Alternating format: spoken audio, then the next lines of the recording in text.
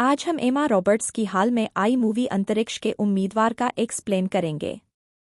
Movie की शुरुआत में हमें एमा रॉबर्ट्स, जिसका इस मूवी में नाम रेक्स सिम्पसन है, उसे बताया जाता है। वह एक बार में बारटेंडर का काम करती है। वह अपनी डिलीवरी देते हुए दूज के चांद को देखती है।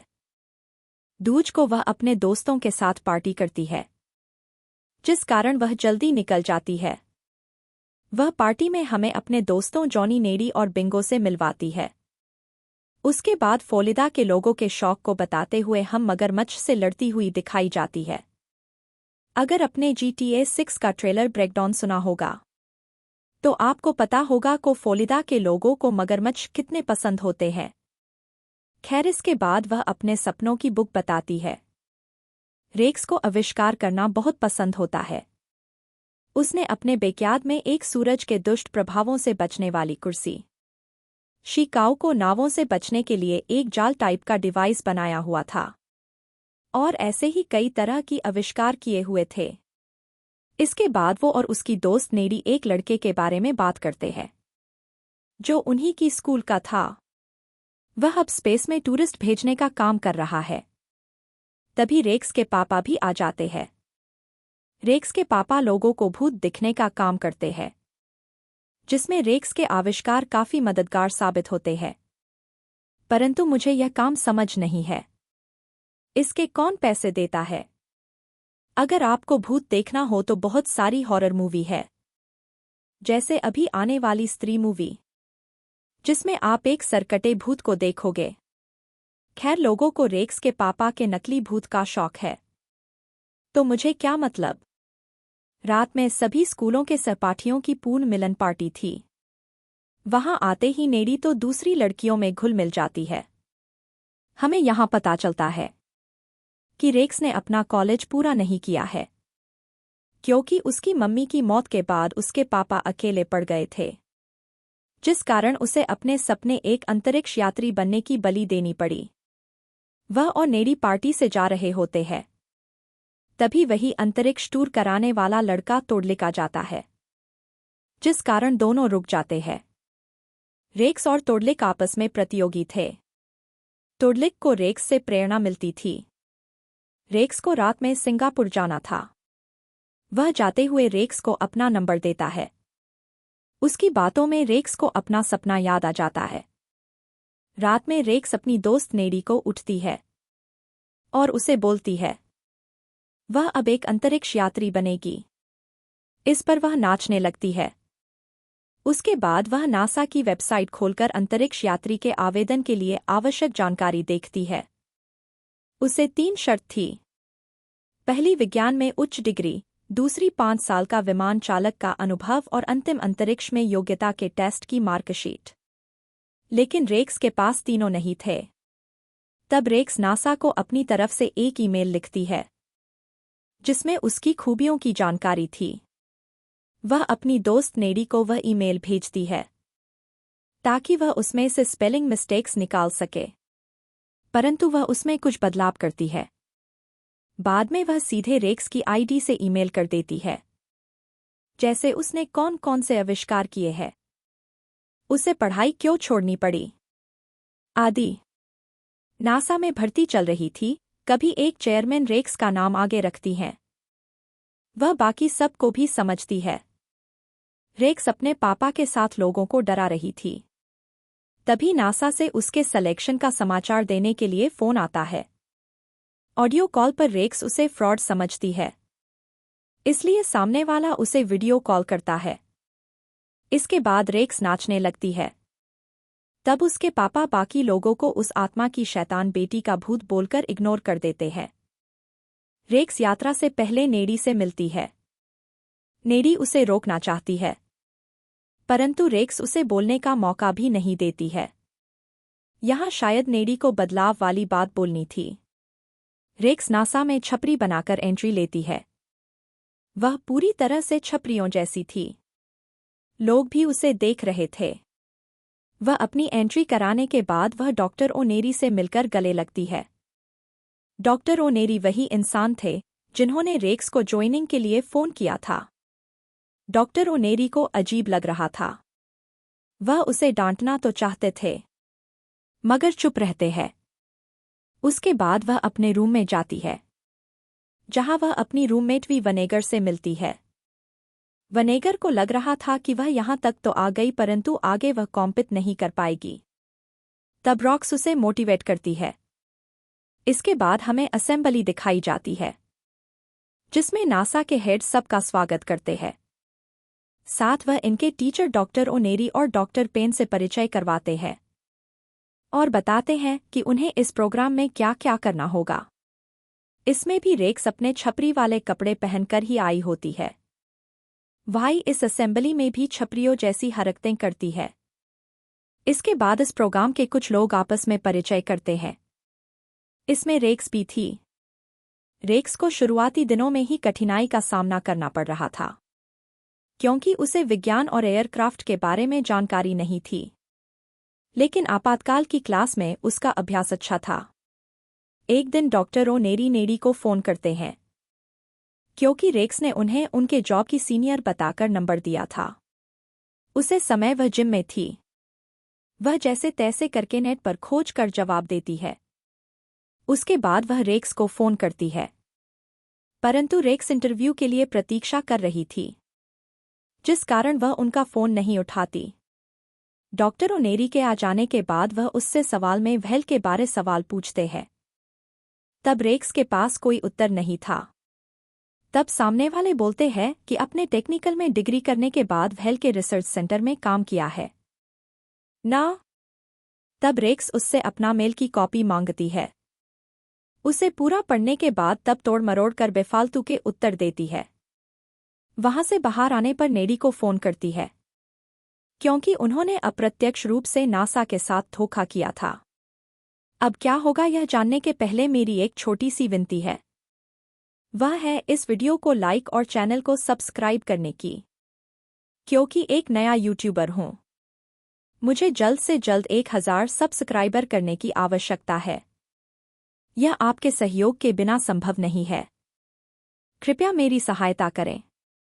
रेक्स यह निर्णय करती है कि वह नासा को छोड़ देगी परंतु जब वह अपनी मम्मी की फोटो देखती है तब वह अपना फैसला बदल देती है। वह नेडी को फोन करके बताती है कि वह यहां रुकेगी। इसके जवाब में नेडी रेक्स को बोलती है कि भूलो मत कि तुम एक बारटेंडर हो। यह बात उसकी रूममेट भी सुन लेती है। तब वह नेडी का फोन रखकर उसे बताती है उसने अपनी फेंक पढ़ाई बताकर यहां एंट्री करी है। तब अभी बताती है कि वह पेट से है। तब दोनों एक दूसरे की मदद करने का फैसला लेते हैं। वी रेक्स को विज्ञान और एयरक्राफ्ट के बारे में पढ़ाती है। रेक्स वी की शारीरिक में मदद करती है। दोनों बहुत अच्छा परफॉर्म कर रहे थे क्योंकि अब वो 1 और 1 11 थे। इसमें रेक्स की एक दुश्मन भी बन जाती है। उसे शक था कि रेक्स झूठी पढ़ाई बताकर यहां आई है क्योंकि वह प्रोफेसर नहीं थी परंतु उसके पास कोई सबूत नहीं था। दुश्मन होना तो जरूरी है, नहीं तो मूवी मजेदार कैसे बनेगी। यह दोनों ही अच्छी तरह से परफॉर्म कर रही थी। इस बीच डॉक्टर ओनेरी भी 1 से 2 बार नेडी को फोन करता है। नेडी को भी अब इसकी आदत हो गई थी। 6 सप्ताह बाद वो समय आ जाता है जब वी और रेक्स की जोड़ी टूट जाती है। वी का नाम इस सप्ताह निकाले जाने वाले लोगों में से था परंतु यहां भी वी वादा करती है वह रेक्स का सच किसी को नहीं बताएगी। रेक्स रात में डॉक्टर ओनेरी को बार में चलने के लिए बोलता है। तब वो मना कर देता है। रेक्स और उसके दोस्त रात में बार में मजे कर रहे होते हैं। तभी डॉक्टर ओनेरी भी वहां आ जाते हैं। थोड़े मजे करने के बाद वह तारामंडल देखने जाते हैं। वहां डॉक्टर ओनेरी और रेक्स करीब आने लगते हैं। तभी डॉक्टर ओनेरी की घड़ी में अलार्म बजता है जिसे सुनने के बाद वह भागते हैं और सबको जल्दी दे एकेडमी में आने का बोलते हैं। अगले सीन में सभी प्रत्याशियों को सिम्युलेटर में बताया जाता है। इन्हें यहां 14 दिन बताने हैं। इसमें इन्हें खाना पानी बचाना है। इस समय अवधि में कोई बाहर आता है तो वह अंतरिक्ष प्रोग्राम का हिस्सा नहीं रहेगा। इस समय डॉक्टर ओनेरी और डॉक्टर पेन इन पर नजर रखेंगे। यह अलग अलग परिस्थितियां बनाए गए जिनसे इन्हें बचना है। 12 दिन सही निकलने पर 13वें दिन रेक्स को चुनौती देने वाली लड़की की हालत खराब होने लगी थी। वह बाहर जाना चाहती थी, परंतु क्रू मेहनत करके उसे रोकता है। इस तरह यह 14 दिन का सिम्युलेटर प्रोग्राम पूरा हो जाता है। अगले दिन रेक्स को एक लड़ाकू एयरक्राफ्ट को उड़ाना था। रेक्स की फट रही थी क्योंकि उसे तो इसके बारे में कुछ जानकारी ही नहीं थी। दूसरी तरफ डॉक्टर नेडी से वीडियो कॉल पर बात रहा था, तब वो नेडी के पहने हुए आभूषण को देखकर उसे शक होता है। वह उस नंबर को इंटरनेट पर डालकर चेक करता है।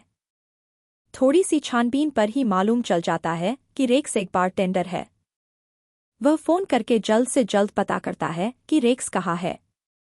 जब उसे पता चलता है कि वह एयरक्राफ्ट एकेडमी में है, वह भागते हुए वहां जाता है, परंतु उसके आने से पहले ही रेक्स ने एयरक्राफ्ट को हवा में उड़ा दिया था।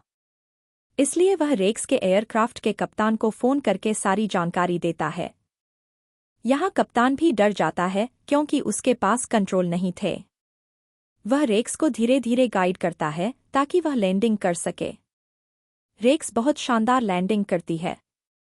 कप्तान भी उसकी तारीफ करता है। तभी नासा के गार्ड आकर उसे पकड़ लेते हैं, क्योंकि रेक्स ने अपनी पढ़ाई को झूठ बताया था। इसलिए रेक्स को छोड़कर जाना पड़ता है। रेक्स को इसका बहुत अफसोस था। घर आने पर उसके पापा उसे हिम्मत देते हैं। इसके बाद रेक्स अपने हमेशा वाले काम में लग जाती है। उसके पास कोई ऑप्शन भी नहीं था। इसके बावजूद वह अपने नासा वाले दिन याद करती है। वह अंतरिक्ष यान को देखने के लिए बीच पर जाती है। अब यह वही कर सकती थी। यह वही अंतरिक्ष यान था जिसमें अगर रेक्स एकेडमी होती तो उसे जाने का मौका मिलता। परंतु आप क्या कर सकते हैं? रेक्स अफसोस जगा रही होती है। एक दिन रेक्स अपने बार में होती है, तब एक आदमी उसे पहचानता है। वह रेक्स को बताता है कि अंतरिक्ष यान में कुछ तो समस्या हुई है। वह जल्दी से ग्राहकों से रिमोट छीनकर टीवी का चैनल बदलती है। समाचार से मालूम पड़ता है कि अंतरिक्ष यान 3 उल्का पिंड से टकराने से उसके इंजन में कुछ समस्या आ गई है, जिसे बाहर आकर ठीक करना होगा, परंतु दरवाजा जाम होने से अंतरिक्ष यात्री बाहर नहीं आ पा रहे हैं। अगर जल्दी कुछ नहीं किया गया तो यह सभी अंतरिक्ष यात्री मारे जाएंगे। उसे टीवी पर समस्या देखकर एक इलाज आता है। वह तुरंत नासा की तरफ रवाना होती है। चौकीदार उसे अंदर जाने से रोक रहा होता है। तब वह बोलती है उसके पास प्लान है। वह चेक करता है, उसे कुछ समझ में नहीं आने वाला था। इसलिए वह उसे डॉक्टर पेन के पास लेकर जाता है। डॉक्टर पेन रेक्स को ज्यादा पसंद नहीं करती थी, जिस कारण वह चौकीदार को डांटती है और डॉक्टर पेन के आदेश पर रेक्स को हथकड़ी पहननी पड़ती है। परंतु के प्लान में कुछ दम था, इसलिए डॉक्टर पेन और डॉक्टर नेडी उसका प्लान सुनते हैं। इस प्लान में आधी संभावना थी कि वह कामयाब हो जाए, परंतु इस समस्या थी नासा के पास वह सभी साधन नहीं थे जिससे वह अंतरिक्ष में भेज सके। उन्हें रेक्स को अंतरिक्ष में भेजने में 14 घंटे लगने वाले थे। इसलिए रेक्स टोडलिक का नाम सामने रखती है और बताती है कि टोडलिक उसे ऑर्वी को 3 घंटे में अंतरिक्ष में पहुंचा देगा। मुझे तो लग रहा था इन दोनों किरदार को भुला दिया गया है, परंतु मूवी का एक नियम होता है, अगर कोई चीज दिखाई गई है तो उसका कोई ना कोई उपयोग मूवी में होना ही है। उसके तहत अब इन दोनों भूले हुए किरदारों को सामने लाया जाता है। टोडलिक को तोबिस मूवी में एलोन मस्क की तरह का आदमी बताया गया है। रेक्स और वी टोडलिक के अंतरिक्ष यान की सहायता से अंतरिक्ष में जाते हैं। वहां रेक्स मदद के लिए बाहर निकलती है। यहां रेक्स की दुश्मन अंतरिक्ष यात्री उसे बोलती है, अगर तुमने कुछ गलती की तो वो उसे भूत बनकर डराएगी।